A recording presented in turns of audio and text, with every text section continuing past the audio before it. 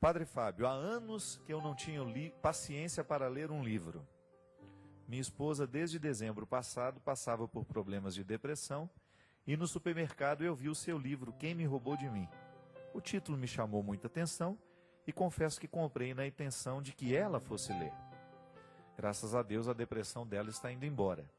Fiquei toda a quaresma sem fazer a barba por uma promessa à Nossa Senhora e ela me concedeu essa graça. Bonitinho, né?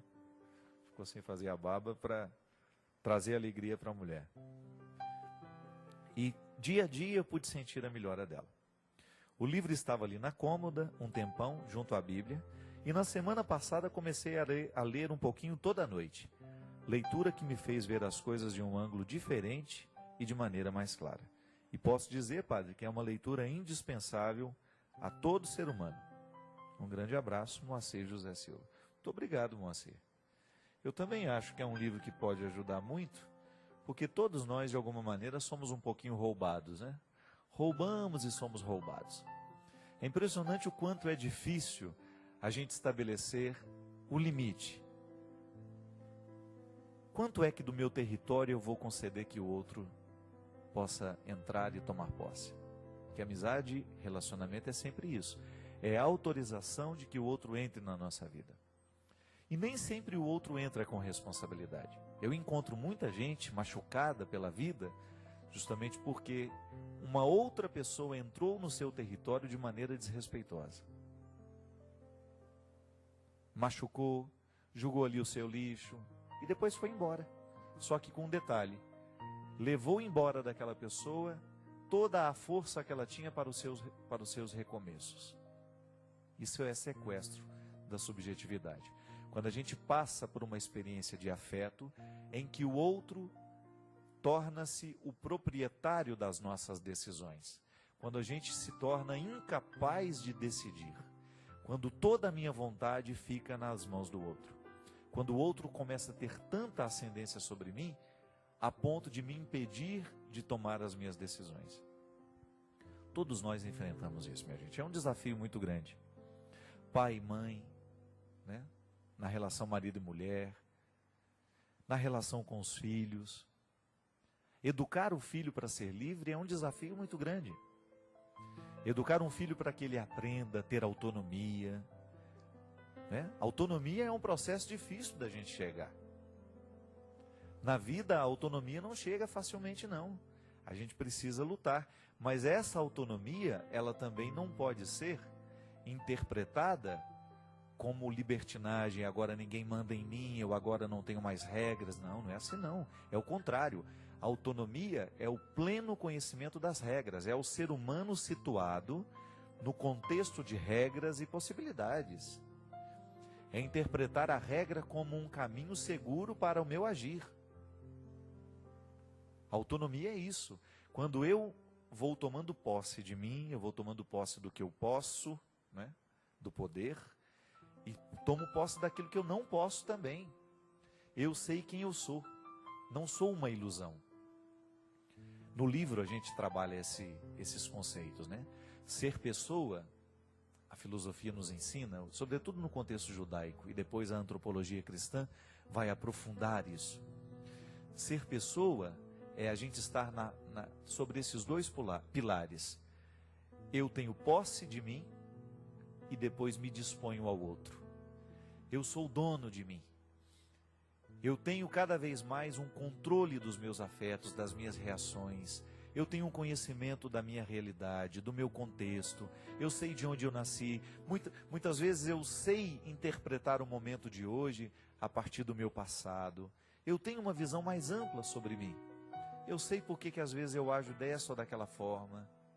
Isso é ter a posse. Né? É você estar mergulhado nesta missão de ser o seu dono. Um exemplo muito simples. Quando eu sinto ciúme de alguém, quando eu começo a querer o outro para mim, eu preciso tomar posse de mim. Eu preciso ter consciência de que eu não tenho direito de sentir isso.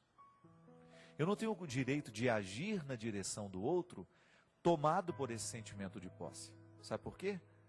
Porque quando eu faço isso, eu perco um pouco a minha capacidade de ser eu, porque o ciúme vai me fazer agir de um jeito desonesto comigo mesmo. Eu vou começar muitas vezes a perder a minha vida de vista para ficar olhando o que o outro está vivendo.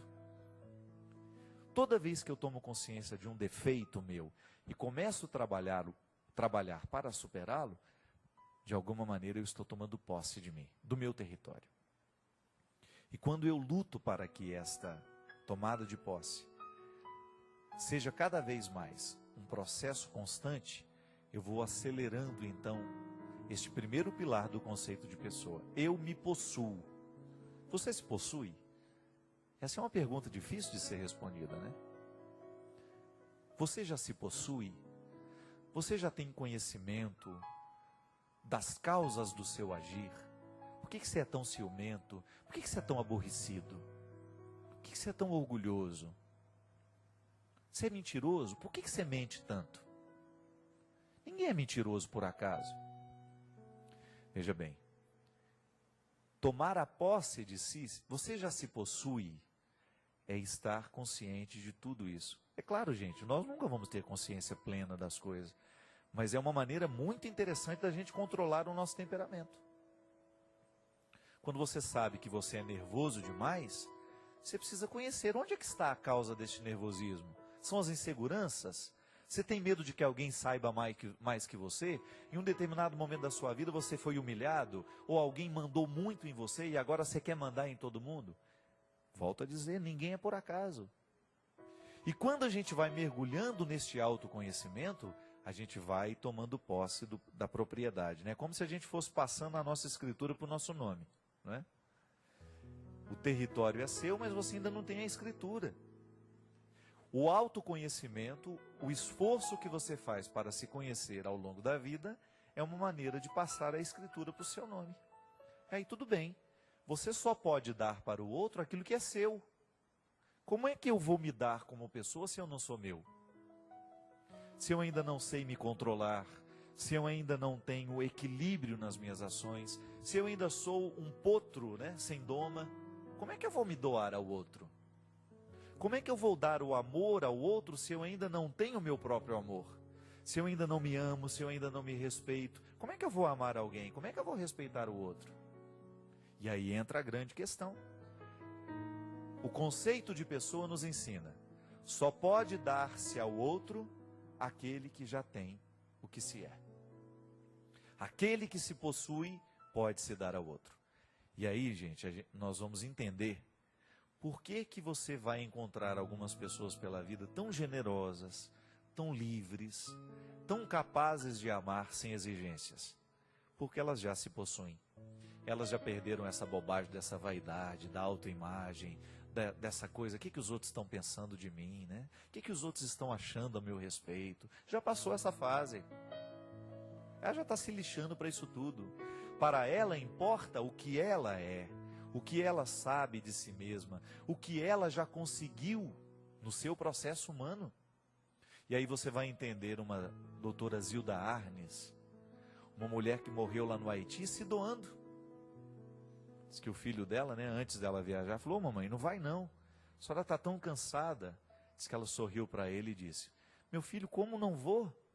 Se essa é a minha vida, ficar não é a minha vida. Doutora Zilda Arnes descobriu isso. Por isso ela era tão livre para deixar o seu mundo e ir à busca do mundo dos outros.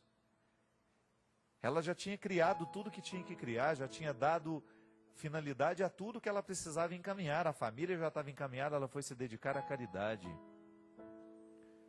Aí você entende por que uma irmã Dulce existiu, né? Uma mulher com uma capacidade imensa de se doar. Porque se possuía. Ela era dona dela. Aí o amor fica mais puro. Por que a gente estraga tantos outros? Com o nosso amor doente, com o nosso amor possessivo, com o nosso amor irresponsável. A gente age em torno desses ciúmes que a gente sente, a gente mente, a gente arma contra os outros, a gente joga o outro fora, porque a gente não quer ser incomodado, a gente quer ser proprietário dos outros, e para a gente ser proprietário dos outros, a gente quer excluir todos os outros que de alguma maneira estão perto daquela que a gente quer possuir. Nós agimos de maneira diabólica, Por quê? Porque eu não me possuo. Eu ainda não dei conta de controlar as minhas carências. Eu ainda não dei um jeito de organizar dentro de mim todos os meus desequilíbrios. E todos nós somos assim, minha gente. Todos nós temos essa parte doente que precisa ser consertada. Todos nós temos essa propriedade que precisa passar à Escritura. Agora, o esforço do dia a dia é que vai fazendo com que a gente vá vencendo isso. Primeira coisa, ter consciência. Primeira coisa, o primeiro passo para a transformação é a consciência. Eu tenho que ter consciência das minhas possibilidades e dos meus limites.